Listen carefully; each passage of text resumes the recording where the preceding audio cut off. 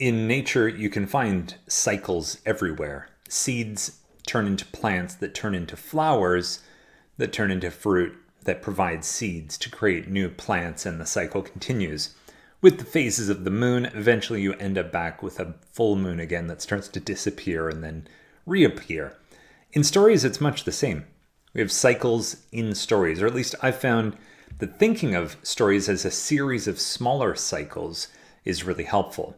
So a little distinction here. In the last video, we talked about the 5 sections of a story.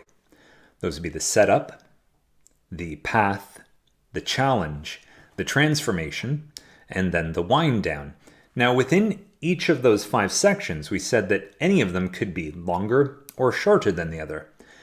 But how do you make them longer or shorter? Well, it depends how many story cycles you contain in each of those 5 sections. Some of them might only contain 1 or 2 or 3 story cycles. Some of them might contain dozens. Who knows? That's up to you. That's up for you to figure out. What do I mean by story cycles? Well, essentially for me, there are 3 pieces to a story cycle. And it might sound almost too simplistic to put it this way, but basically you have something, it gets disrupted, and then things are different. There's something, the way that things are. Something happens to disrupt that for the good or for the worse. And then basically things are a little bit different. And that new different sets up the next cycle of the way things are. So there's something, it gets disrupted, and then things are different. Easiest way that I've found for people to apply this idea of story cycles is to connect it to emotional qualities.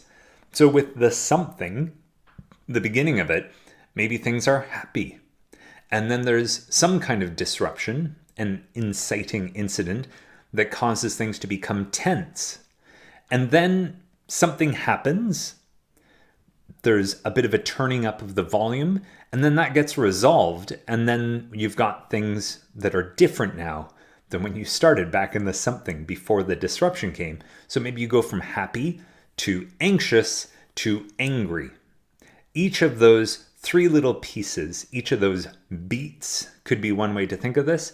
Each of these cycles is like a closed loop. You've got something, the way things are, it gets disrupted, and then things are different, and then that new difference becomes your new something, where that something gets disrupted, and then there's a difference, and then the cycle continues on and on like that. And usually each of those 3 parts, the something, the disruption, and the difference, each have a different emotional quality. And they can get more intense, those emotions, or they can ease off. So how many story cycles do you need? Well, that's up to you. How many story cycles do you need in your setup, in the path, in the challenge, in the transformation, and in the wind down to help your reader see those 5 story ingredients of who your character is, what it is they want, why they can't have it, what they do about it, and then what changes because of what they do. There you have it. Story cycles, 3 parts, something disrupted, different, and each of those 3 have different emotional qualities to them. That's basically how you go from ideas of a story to beginning to plot out and map out your story and how long those different sections will be before you begin writing your draft.